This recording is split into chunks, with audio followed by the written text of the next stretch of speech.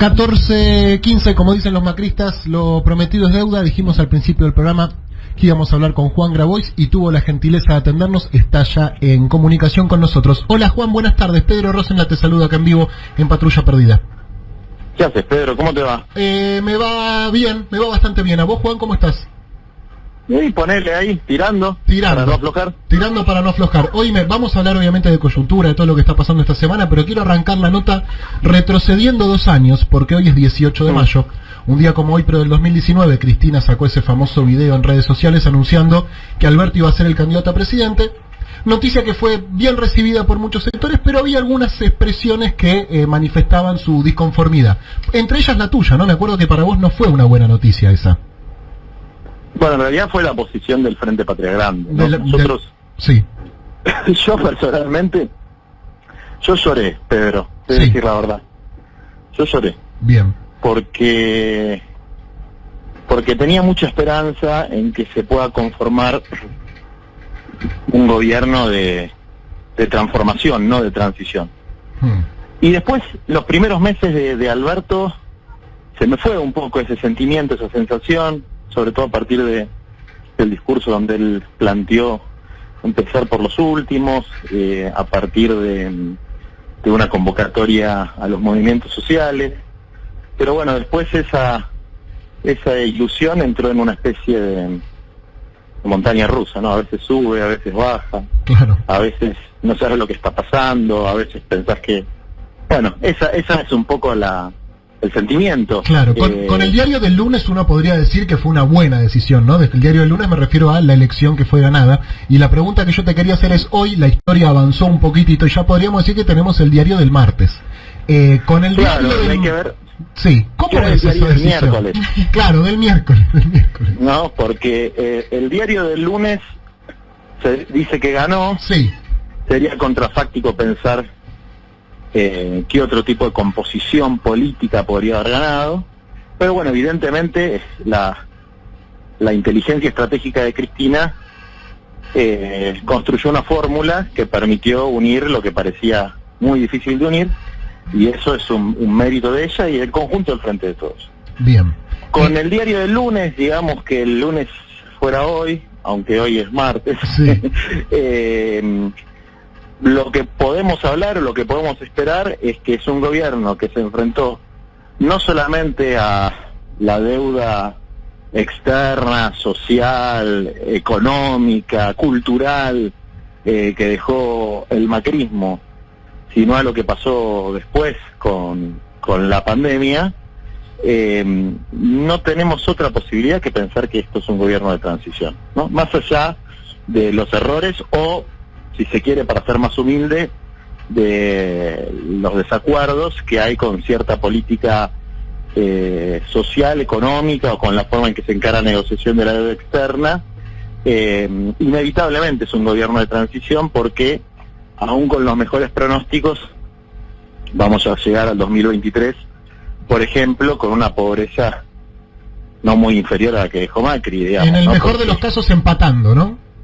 Empatando, por ahí mejorando la situación de la deuda externa, si se llega a un acuerdo digno, y tal vez sentando las bases para una etapa que sea verdaderamente de reconstrucción y de transformación. La reconstrucción suena a construir algo que andaba bárbaro, ¿no? Claro. Disneylandia, y en el 2015 tampoco esto era Disneylandia, y estoy repitiendo palabras que dijo la propia Cristina. Sí. Entonces, lo que nosotros anhelamos es que en el 2023 haya un contexto, más allá de los nombres propios, que nos permita avanzar en una transformación más profunda del país, y desde nuestro punto de vista, que por lo menos haya 3 compromisos, más que compromisos, 3 juramentos de la política, que sea que ningún laburante, ninguna persona en edad de trabajar carezca de la posibilidad de por lo menos tener media jornada de trabajo o un salario universal que le permita vivir con dignidad,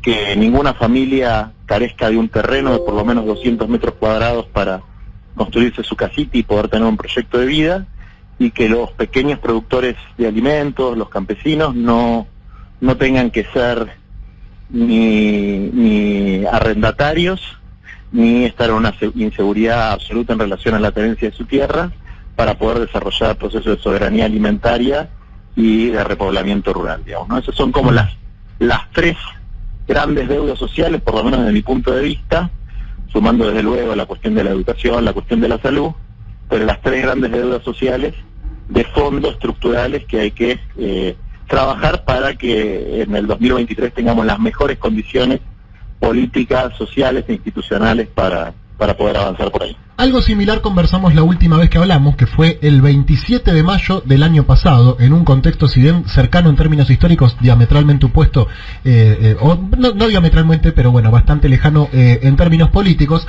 Esa vez, Juan, la última vez que hablamos, vos me habías dicho que estabas mirando muy seguido la foto de Macri, porque mirabas la foto de Macri cada vez que lo querías putear a Alberto. ¿Te acordás? Sí, me pasa algo parecido ahora. ¿La tenés la foto todavía? ¿La mirás? ¿La mirás más que antes? ¿Menos?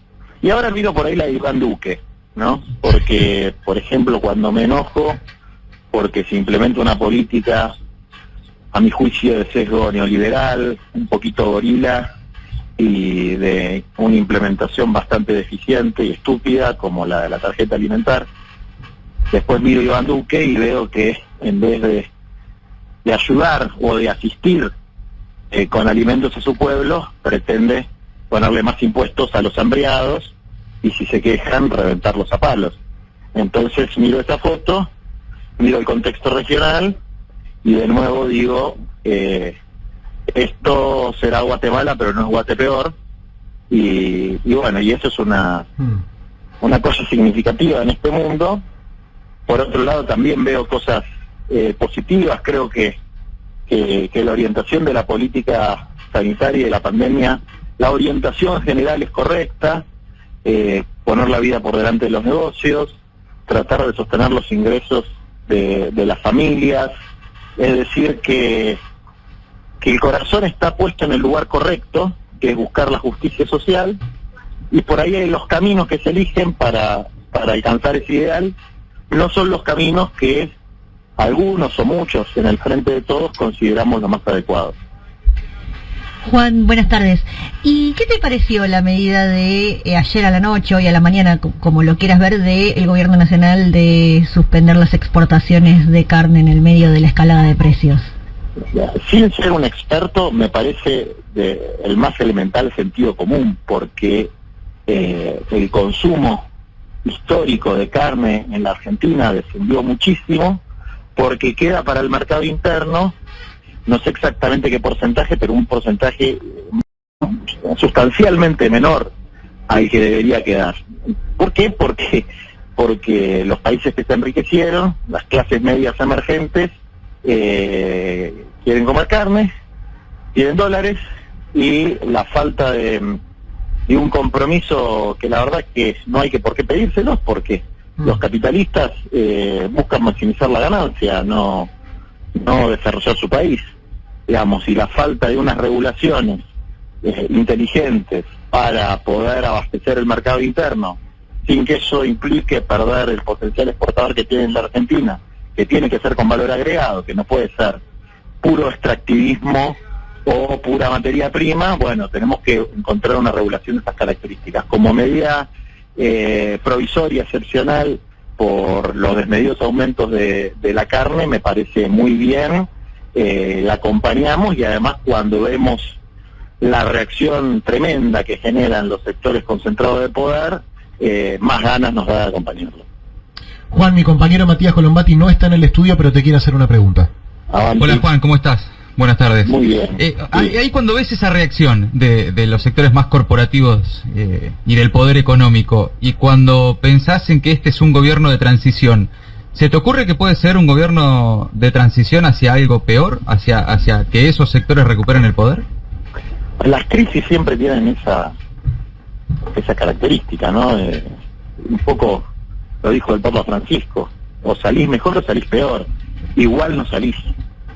Bueno, nuestra tarea, la de la militancia popular, la de los ciudadanos comprometidos con los principios de la justicia social, es construir una salida mejor.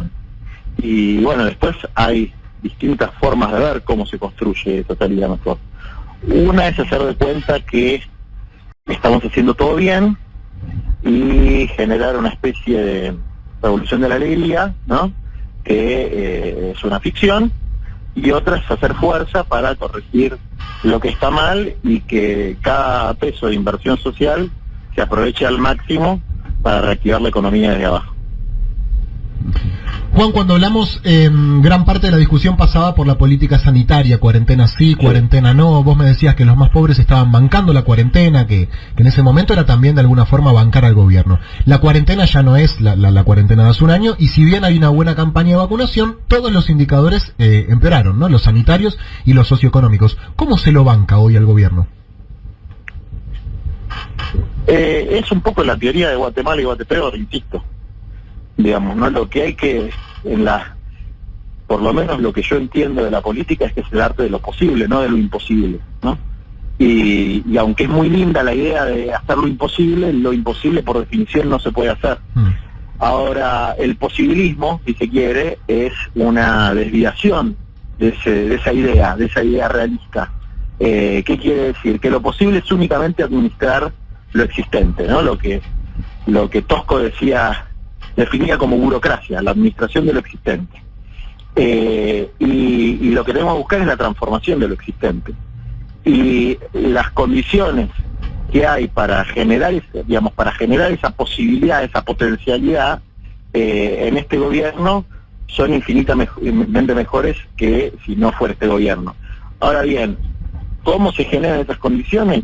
Bueno, con una combinación de unidad, una muy fuerte unidad frente a la reacción de los sectores restauradores del neoliberalismo y los sectores corporativos. Hay unidad, y después lucha frente a las desviaciones posibilistas que tiene el gobierno, y construcción de una conciencia y de un sentido en la sociedad de que es inevitable, para poder construir un país mínimamente justo, avanzar en algunas transformaciones más profundas y más estructurales.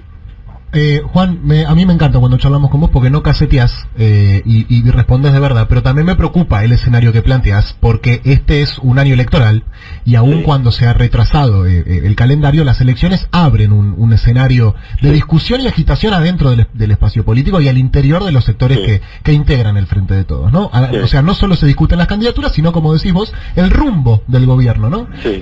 Primero preguntarte cómo ves al Frente de Todos de cara a estas elecciones y cómo crees que se puede resolver la propuesta electoral del Frente en este contexto de transición. Digamos, ¿se puede resolver el rumbo del gobierno sin una interna? ¿Se puede sobrevivir a una interna? ¿Cómo se hace ese equilibrio finito? La buena noticia es que la oposición es horrible. Entonces eso te da una ventaja en que en el país de los ciegos el tuerto es rey, ¿no? Ese es un primer elemento. Después, yo esto de si hay internas, no hay internas, la verdad es que no lo manejo mucho. Lo que nosotros desde nuestro humilde espacio y desde lo que podemos aportar en términos, si se quiere, electorales, las condiciones, entre comillas, que ponemos son las mismas de siempre: que se priorice un programa de desarrollo humano integral, la participación política de la juventud y de los más pobres. Lo que hicimos en el 2019, promoviendo a Ofelia en la legislatura, a Fede Fagioli, que vive en un asentamiento como diputado nacional, a Itai Hackman, que es un emergente de las luchas estudiantiles y después de una política no atada a los partidos tradicionales, también como diputado, promoviendo que en el Ejecutivo haya gente representativa también de los sectores de la economía popular, cartoneras, villeras, etcétera. Es decir, que de a poquito vayamos, si se quiere, infectando el sistema de la participación protagónica de los sujetos de cambio que hay en la Argentina. Y ustedes desde tu espacio político, desde el Frente, ¿tienen en ese contexto interlocución con algún funcionario, con el gobierno, con Alberto, con Cristina? ¿Cuál es el caminito político, institucional que tienen para ese diálogo político? Nosotros tenemos interlocución con todos los espacios del Frente, digamos, ¿no? Con lo que uno podría mal denominar, porque es una mala denominación la que aparte el presidente rechaza, del albertismo o el albertismo autopercibido, con el grupo de Sergio Massa y con Cristina, desde luego, y también con los partidos menores, digamos, ¿no? del Frente de Todos. La ubicación política del Frente Patria Grande, y esto es una definición colectiva, está más cerca de lo que expresa Cristina. Lo cual no quiere decir un alineamiento absoluto ni a todo lo que piensa y dice Cristina, y menos a todo lo que piensa y dice la Cámpora, que tampoco hay que asimilarlo a Máximo, porque Máximo expresa algo más amplio que la Cámpora, digamos, ¿no? Y Máximo es también un personaje político que, por lo menos a mi juicio, sorprendió, y que tuvo dos definiciones que van en sintonía con lo que te decía al principio, que son dos definiciones que nosotros valoramos muchísimo. La primera definición fue colocar una parte del impuesto país en el fideicomiso para la urbanización de barrios populares. Y la segunda es hacer lo mismo con el impuesto a las grandes fortunas. Y esto es particularmente importante porque esa ley, que salió por unanimidad en la etapa de Macri, que por estas paradojas de la vida nos permitía generar a través de la lucha, de la movilización, condiciones para avanzar en algunas cuestiones legales, legislativas. Esa ley que salió por unanimidad es una ley que la firmó Carrió, Massot y ¿cómo se llama el otro? Negri. Fíjate qué cosa extraña, ¿no? Bueno, eso también es construir lo posible. Hay una anécdota extraordinaria de que habíamos avanzado muchísimo en la redacción de la ley, ya la teníamos casi terminada, veníamos negociando con el macrismo, y el macrismo en el último momento se va para atrás. Se va para atrás, dice que va a tener mucho quilombo porque la ley implicaba, y de hecho fue lo que sucedió, una serie de expropiaciones que fueron las expropiaciones más masivas del periodo, no sé, creo que de todo el periodo democrático, porque son 4.500 macizos de tierra donde están los barrios populares. Imagínate si en la época de Cristina, e incluso ahora en la época de Alberto, se hiciera eso, sería castrochavismo. Y cuando veíamos que iba para atrás eso, hablamos con Cristina, y yo se lo planteé, le dije: Cristina, mira, esta ley la redactamos nosotros con técnicos del macrismo, con abogados del macrismo, y ahora se van para atrás, ya se venía discutiendo en comisiones, etcétera. Es una buena ley, se la expliqué, bancanos, y la presentamos con vos, y ellos no la quieren presentar. Yo les voy a decir esto, que si en 24 horas no la presentan, la vamos a presentar con Unidad Ciudadana, ¿no? Y con los bloques de la oposición de este momento. Bueno, dicho y hecho, me acuerdo que hablé con Massot, le dije: mira, Massot, esto es así, y al día siguiente apareció con las firmas y se presentó y salió por unanimidad, creo. Sí, por ahí hubo alguna abstención, pero no hubo votos negativos. Y esa ley tiene un montón de características, sería muy largo de explicar. Las dos más importantes es que garantiza lo que en las Naciones Unidas se llama seguridad en la tenencia, es decir, tu casa es tu casa, tenés la posesión de la casa aunque no tengas el título perfecto de propiedad, porque eso implica un montón de trámites municipales, pero tenés un derecho elevado en términos de derechos reales, que son los derechos que hay sobre los inmuebles, por ejemplo, que es un derecho de posición certificado por la ANSES. Y la otra característica es la creación de un fideicomiso para financiar las obras de urbanización y los nuevos lotes. Claro, el problema es que el macrismo hizo la ley pero no puso la plata. Y Máximo tomó esa decisión, esas dos decisiones, que para nosotros son mucho más importantes que alguna negociación en términos de colocación de candidatos en la lista. Que también nos importan, digamos, nos importan porque creemos que el Frente Patria Grande busca expresar cosas que no están expresadas en el sistema político, digamos, ¿no? Entonces también nos parece importante, pero yo tengo una enorme valoración de esas definiciones de Máximo como presidente del bloque del Frente de Todos. Mati Colombati. Sí, Juan, pensando también en lo que viene nuevamente y en lo que vos hacías mención, tal como incluso el propio nombre lo indica, el Frente Patria Grande, ustedes han enviado delegaciones tanto a Colombia, en su momento a Bolivia.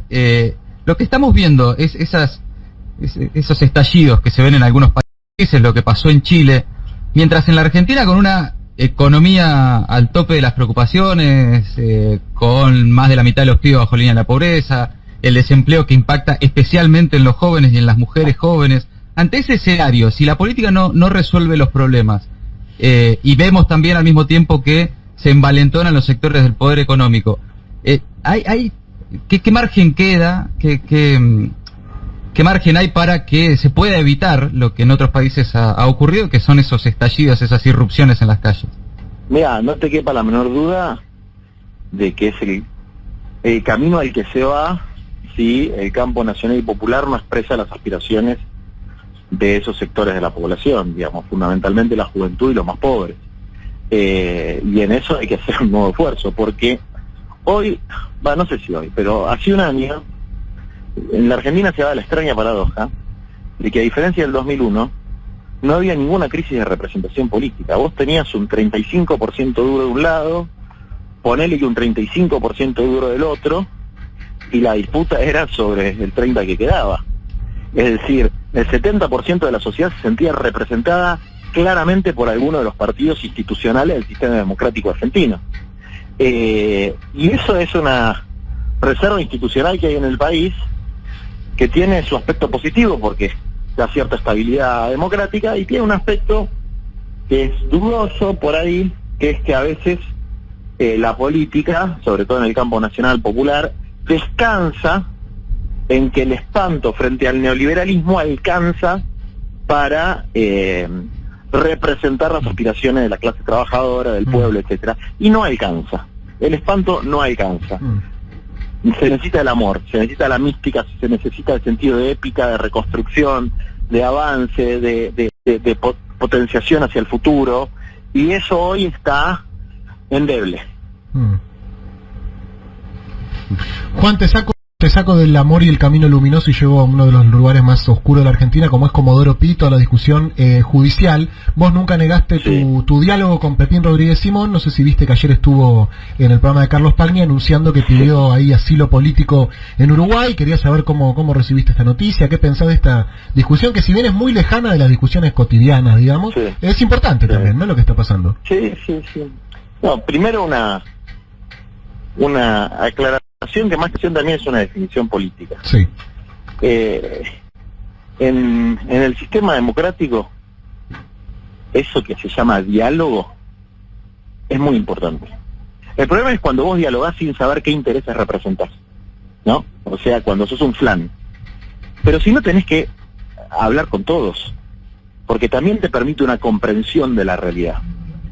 Y nosotros tratamos de hablar con todos. Yo hablo también con Ritondo, con Mazot, como te decía, con Larreta, con sectores empresarios.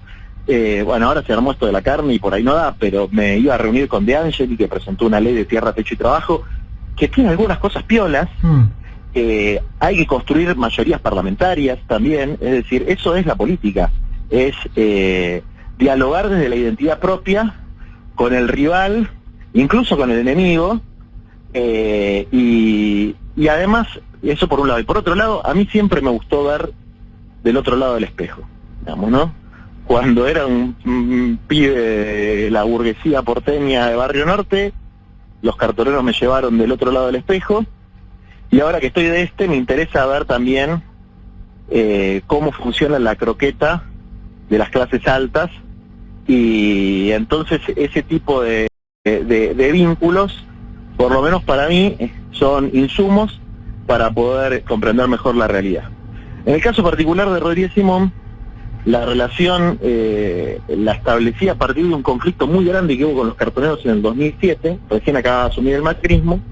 Habían desalojado un campamento de cartoneros, varios, ¿no?, pero el más televisado fue el de Barrancas de Belgrano, después de que se suspendiera el tren cartonero, que fue una decisión conjunta del macrismo con un señor que creo que está preso, que se llama Jaime, que era el de los trenes.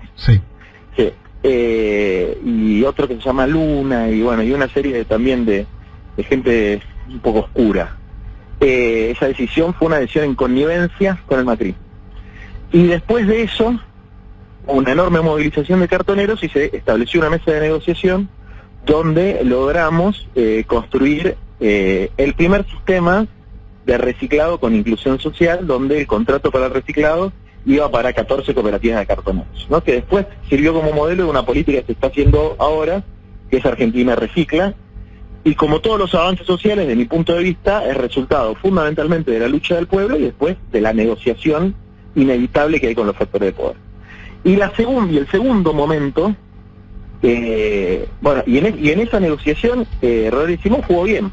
Y en el segundo momento donde también jugó bien es precisamente en esto del RENAVAP, que él fue uno de los que le metió mano a la ley, porque es abogado, después puso otro abogado, y esto también lo dijo, es más, le dije, por si sirve como un dato judicial para las causas que hay, porque uno de los que estaba ahí asesorando al Ejecutivo era Rosenkrantz, que dicho sea de paso, era chotísimo, o sea, todo lo que escribió Rosenkrantz se hizo un bollito y se tiró a la basura porque no tenía más remota idea de la realidad. Por eso lo nombraron presidente de la Corte después. Claro.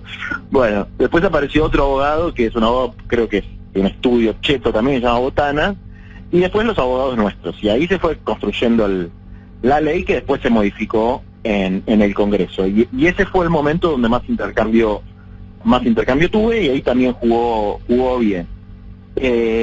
Ahora, esta decisión que tomó, y se lo dije, le mandé un mensaje y se lo dije, me parece una cosa absolutamente ridícula, pero además de que me parece ridículo, innecesario, de victimizarse cuando, viste, me parece una estupidez, pero más allá de eso, que es un problema a lo sumo de él, me parece que es malo para el país, ¿no? Me parece que es malo para el país porque genera una idea de que acá existe algo que no existe, que es un proceso de persecución contra la oposición, si se quiere, que la verdad que andan todos bastante fresquitos, vivitos y coleando, con un tremendo apoyo mediático y judicial, y no pareciera haber ningún panorama de que le pase nada. Así que no, me parece que es una cosa dañina.